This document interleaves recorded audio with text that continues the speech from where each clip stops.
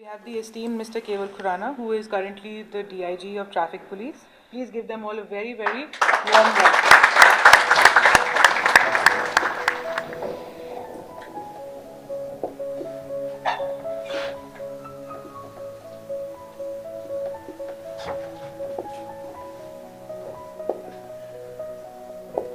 ये आपकी 3 स्टेज होंगी, प्रीलिम्स, मेंस, इंटरव्यू।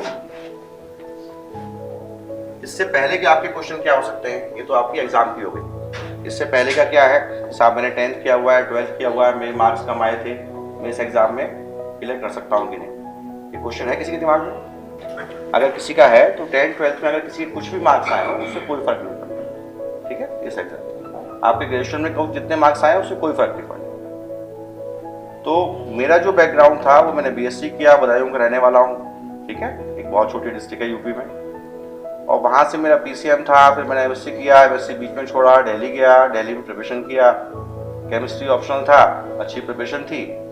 दिल्ली पहुँचे तो वहाँ ऐसे लोग जो वहाँ पे 8-8 साल से तैयारी कर रहे हैं, जो आज तक कभी प्रीलिम्स नहीं निकाल पाए, उन्होंने मुझे बताया कि ये एग्ज़ाम में क्या करना है।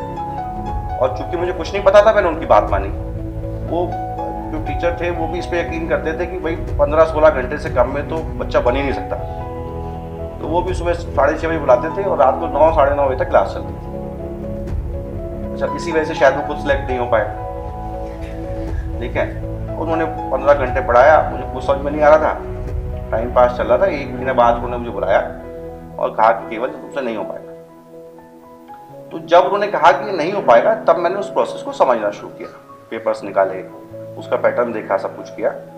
और उसके बाद ज्योग्राफी मेरे सेकंड हाईएस्ट मार्क्स उसमें भी आए ऑल ओवर इंडिया, जिसमें मुझे कुछ नहीं पता था और मुझे आज भी कुछ नहीं पता है। जब एग्जाम लिखा था तब भी सिर्फ उतना पता था जितना मेंस के लिए जरूरत है, जितना मुझे मार्क्स लाने। ये दिमाग में क्लैरिटी थी कि मुझे बनना है, सिलेक्शन लेना है, और उसके बाद जो मेरा इंटरेस्ट होगा उसको बनने के बाद फॉलो करना है।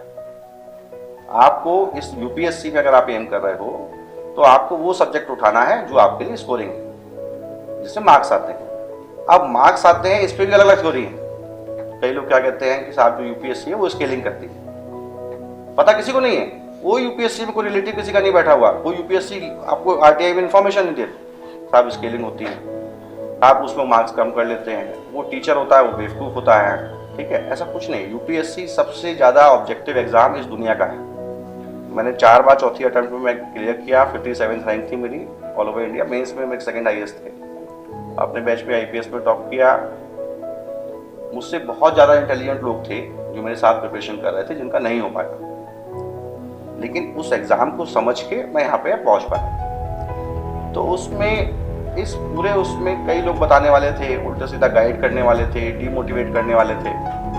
तो उस फेज में भी 2 बार इंटरव्यू पहुंच के और मेरा फाइनल जो अटेम्प्ट था उसमें मेरा सिलेक्शन हुआ। और इस सिलेक्शन का जो एक वो था जिसमें मुझे सबसे बड़ी एक चीज़ गाइड करती रही, इतने बार इतना पास से वापस आते हुए भी, वो एक चीज़ ये थी कि मैं बन सकता हूँ और मुझे बनना है। तो इस समय में जब मैं प्रिपरेशन कर रहा था तो मेरी फैमिली में उस समय कुछ फैमिली रिलेटेड प्रॉब्लम्स भी थी, वो एक अलग वो है। लेकिन जब आप प्रिपरेशन कर रहे होगे तो आपको कोई आइडियल एक वो नहीं मिलने वाला कि साहब सब चीज़ें मेरे लिए ठीक हो जाएं तब मैं तैयारी करूंगा, तब बनूंगी या बनूंगा, कोई ऐसा नहीं है।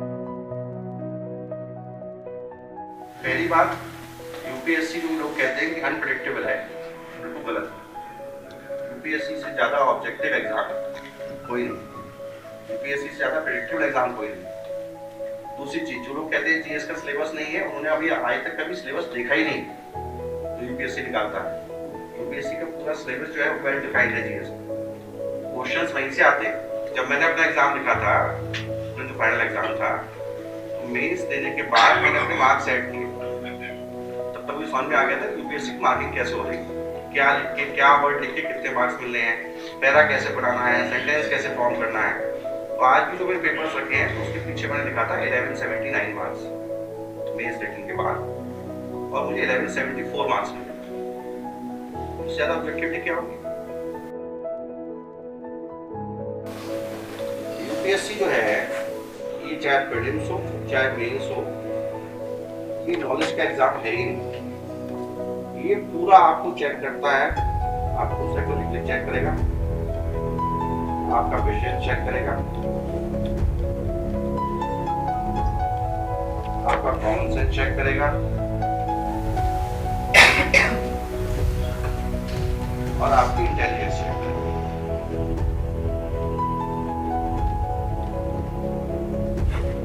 उसी तरीके से प्रीलिम्स में जो है, प्रीलिम्स में आपको यूपीएससी हर साल, 1 साल नहीं, 2 साल नहीं, 3 साल नहीं, हर साल प्रीलिम्स में आपको 20 क्वेश्चन ऐसे देगी कम से कम, जहां उसका आंसर आपको वहीं रखा हुआ मिलेगा। उसका आंसर क्वेश्चन में, उसके लिए पढ़ने की जरूरत नहीं है, उसका जो आंसर है वो कहीं ना कहीं एक वर्ड में वो वहां रखा हुआ है। तो समझने की बात ये है कि जैसे आप तैयारी कर रहे हो, पहली बात, यूपीएससी पूरी प्रोसेस जो है वो एक अच्छे कैंडिडेट को बाहर निकालने के लिए नहीं। आपकी यूपीएससी से कोई दुश्मनी नहीं है, यूपीएससी की आपसे दुश्मनी है। अगर आप मेहनती हो, यूपीएससी आपको लेना चाहिए, एग्जाम कर रहा है ना, वो तो लेने के लिए कर रहा है ना। नहीं करता वो इस एग्जाम हर साल करता है, क्यों करता है? कि अच्छे लड़के मिल जाए, अच्छे बच्चे मिल जाए, तो वो आपको लेना चाह रहा है, आपको निकालना नहीं चाह रहा। तो जितने फेयर्स हैं, जितनी इनसिक्योरिटी, उसको हटा दे। स्ट्रेटजी क्या होती है बताओ, डिफाइन करो स्ट्रेटजी। ये जितना मैंने बताया वो स्ट्रेटजी है। अरे कितने लोग मानते हैं सब यूपीएससी किस्मत का गेम है, लक, कुछ हद तक। देखो अभी तुम 10 सेकंड के अंदर तो कुछ हद तक पहुंच गए, अगले 20 सेकंड के अंदर खत्म कर दो, किस्मत नहीं। आपको क्या लगता है जो फाइनल जो सिलेक्शन है, जो बनते हैं ऑफिसर्स, उसमें कितने परसेंटेज जो होते हैं हिंदी मीडियम वाले होते हैं? 40 चलो उसको टाइम ज्यादा काम नहीं करते, 2%। तो मतलब हिंदी मीडियम जितना है वो हिंदी मीडियम रखेंगे, ठीक है? इंग्लिश से डरने की जरूरत नहीं, इनमें 7 आवर्स ही पढ़ना। जो आपसे कहते हैं 15-16 घंटे पढ़ना, सब बेवकूफ बना रहे हैं, ठीक है? कोई नहीं पढ़ना। प्रीलिम से पहले 10-15 दिन के लिए आपको बताया जाएगा कब गेयर चेंज करना है, तब 10 घंटे पढ़ना। मेन से 10 दिन पहले आप हो सकता है 12-13 घंटे पढ़ना, लेकिन 12-13 घंटे पढ़ना एक लॉन्ग रन में पॉसिबल नहीं, ठीक है? नॉर्मली 7 दिन। फिर प्रीलिम से पहले उसका फिर रिवीजन होगा, थोड़ी चीजें फिर याद आएगी। सबसे इंपॉर्टेंट चीज जो है, जब एग्जाम हॉल के अंदर आप होंगे तो आपकी जो गट फीलिंग, जिसको आप इंस्टिंक्ट कह सकते हो, वो जो आपने पढ़ा है वो आपके दिमाग में कहीं ना कहीं है। हो सकता है 1% आप एग्जाम से पहले उसका रिवीजन ना कर पाओ, उसे घबराने की जरूरत नहीं। तो मेरे साथ ऐसा हुआ, एग्जाम से मेन से ठीक 1 दिन पहले मैं 2-3 चीजें भूला उसमें और बुरी तरीके से नर्वस हो गया, बहुत बुरी तरीके से। और रात भर 2-3 घंटे मुझे ये था कि एग्जाम नहीं है मॉर्निंग में, और सोना बहुत जरूरी। 3 घंटे बाद मुझे इतनी टेंशन हो गई, मेरे हाथ सफेद पड़ने शुरू हो गए, स्वेटिंग शुरू हो गई, ठीक है? तो यूपीएससी आपको कैसे पागल करती है, अपना खुद का एग्जाम्पल बता रहा हूँ आपको। 4 घंटे जब मेरा नहीं मुझे नींद आई, मैंने दीवार पे सर मारा, ठीक है? कि किसी तरीके से पेन होगा, मुझे नींद आ जाए 3-4 घंटे, तो सोना बहुत जरूरी है सुबह। उस चक्कर में पूरा मैंने ये 3-4 लाइनें भूलने के चक्कर में भूल जाऊंगा, मैंने अपना पूरा पेपर खराब कर दिया।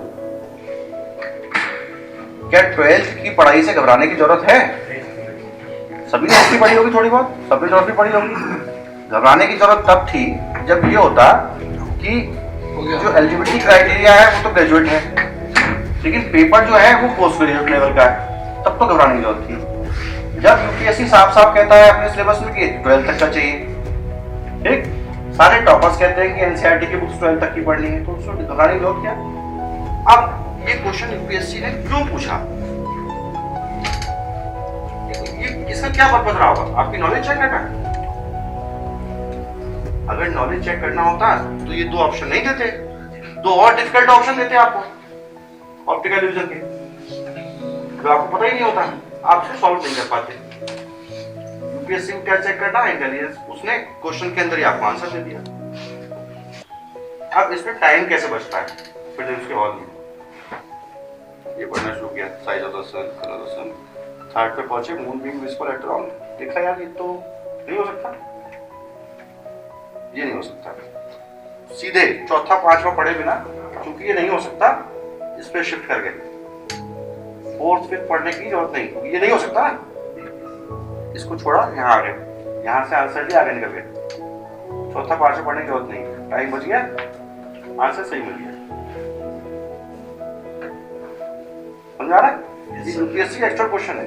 टाइम बच गया और ये 20-20 सेकंड 15 सेकंड में क्वेश्चन होगा। अब कई क्वेश्चन ऐसे होंगे बहुत सिंपल, बहुत डायरेक्ट होंगे, उसको कई लोग 35 लोग बहुत नॉलेज वाले लोग इसलिए गलत कराते हैं कि यूपीएससी तो इतना आसान पूछ ही नहीं सकता,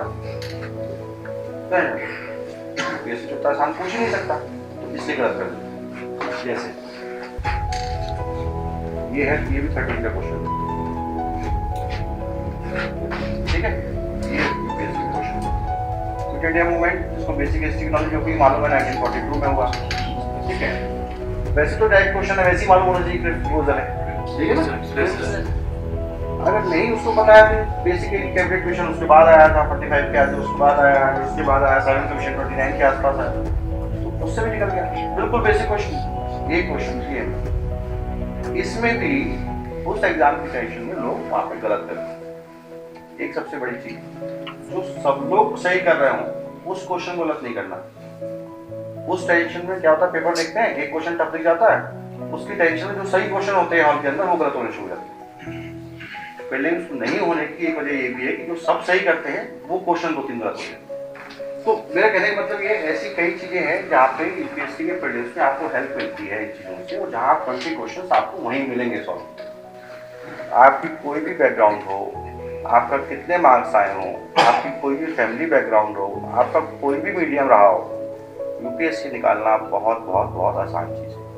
दुनिया में इससे आसान एग्जाम वो ही नहीं सकता। इस एग्जाम से ज़्यादा पावर, रेस्पेक्ट कोई दूसरा एग्जाम वर्ल्ड में नहीं दे सकता।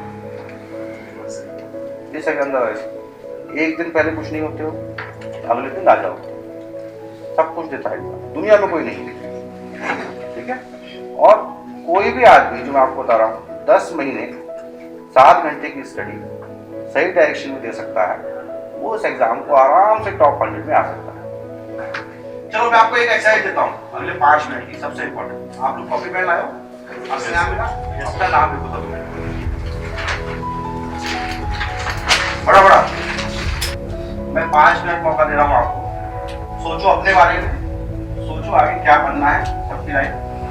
आप 5 मिनट जल्दी मत लिख देना, 5 मिनट बाद सोचो, अपने नाम के आगे वो लिखो जो बनना चाहते हो। आईएएस बनना चाहते हो तो आईएएस लिखो, आईपीएस बनना चाहते हो तो आईपीएस लिखो।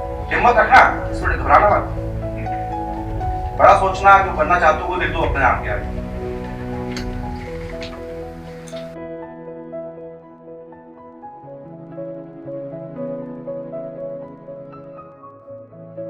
आज अभी यहाँ से क्लास के बाद बाहर निकलना, अपने फादर को पड़ोसी को फोन करना और उसको पूरे कॉन्फिडेंस से बोलना ये मैं बनने जा रहा हूँ। जी करोगे? नहीं कॉन्फिडेंस नहीं है, बन सकते हो? yes, ऐसी तैयारी कर रहे हैं पता नहीं बनेगा नहीं बनेगा, कॉन्फिडेंस है नहीं, वो तैयारी करे जा रहे हैं। जो अक्षरा बोलने की हिम्मत है, कैसे को कि मैं बनने जा रहा हूँ। यस सर, जोर से यस सर।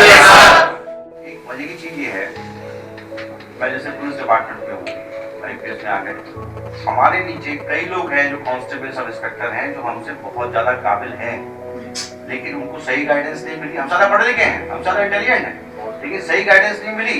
वो भाई आज कांस्टेबल सब इंस्पेक्टर, उसको क्रैक कर लिया एग्जाम को, समझ लिया आज हमारे आईपीएस हो गए। हम लोग बड़ा सोच नहीं पाते, सोचने से डरते हैं, वो सबसे बड़ा हिंड्रेंस है सर्विस में आने में। इसमें लगता कुछ नहीं, लग ये है कि 4-6 अटेम्प्ट खत्म होने से पहले आपको यूपीएससी की सेटिंग पता चल जाए, ये लग है, बस लग का ये रोल है और कोई रोल नहीं।